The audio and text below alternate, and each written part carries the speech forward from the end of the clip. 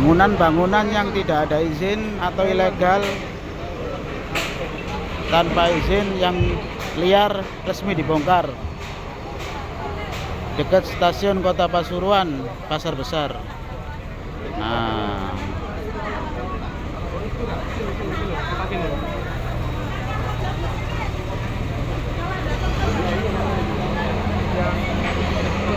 dibantu pemerintah Kota Pasuruan, Kepala Dinas Satpol PP beserta kepolisian dan jajaran Tentara Nasional.